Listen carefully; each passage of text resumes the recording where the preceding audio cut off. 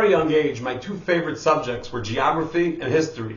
Nothing makes me crazier than hearing people speak inaccurately about the past and distort geographical borders of historical lands. So I figured I should take a moment to give you a crash course on me, your favorite Palestinian rabbi. Just in case you think I'm being humorous, I'm joking. I assure you that I am not, so hear me out. My name is Rabbi Chaim Brook.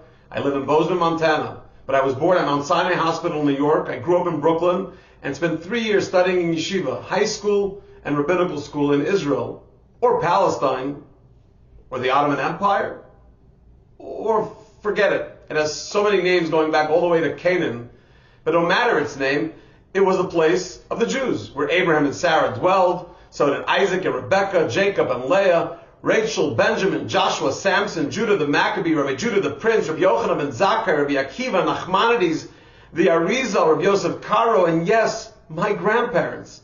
You see, my father, Levi Brook, was born in Rishon LeZion, Israel in May of 1952.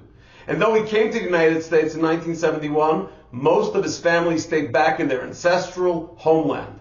His mother, my Savta Chana Brook, was born in Jerusalem in 1923, way before the modern state of Israel. Yup. She was born under the British Mandate of Palestine. It actually gets more interesting. Her father, Rabbi Nachman Scheinberger, was born in Jerusalem in 1900, and her mother, Miriam Rachel, maiden name Sonnenfeld, was born there too in 1898. But there's more. My grandmother's paternal grandparents, Pinchas Hersh and Malkehinda Scheinberger, were both born in Israel in 1835 and 1837 respectively. Her maternal grandparents, Avram Aaron and Chai Rivka Sonnenfeld, were also born in Jewish Jerusalem in the 1880s. And yes, my great-great-great-grandfather of Yosef Chaim Sonnenfeld was the chief rabbi of Jerusalem until his passing in 1932.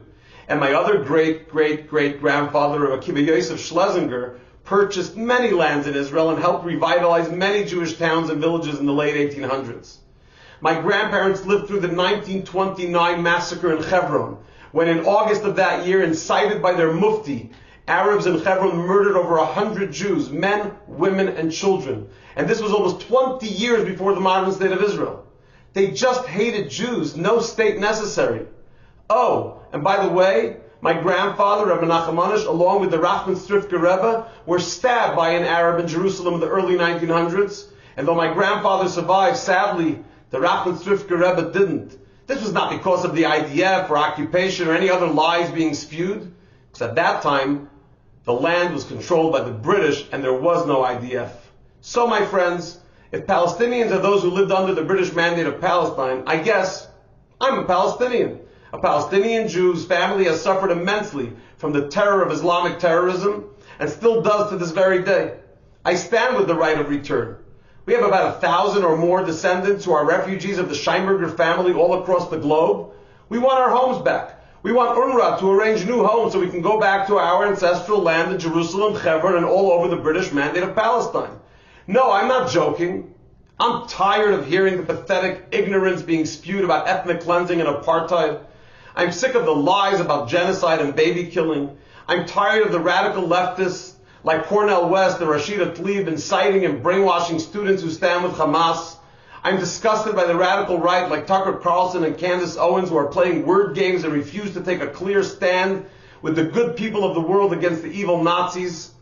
And though I'm super unimpressed by those who claim neutrality, I'm grateful to the amazing people of Montana who know right from wrong, good from evil, and stand with Israel and their local Jewish communities with all their heart and soul. I know I'm up against too many universities, too many agenda-driven educators who are brainwashing American youth with lies and distortions. I know I'm fighting against a generation who thinks it's hip to hate Jews. But I am not disheartened. I'm invigorated. I'm stoked. I'm pumped. And I am up for the challenge. We will do person-to-person combat, educating, inspiring, guiding, and it will result in a more educated, more enlightened, more loving world, where people won't need to spew hatred to feel important, won't need to put others down to make themselves feel relevant, and a world in which everyone will follow the Jewish biblical model of respecting each human being for who he or she is, a person created in the image of Almighty God.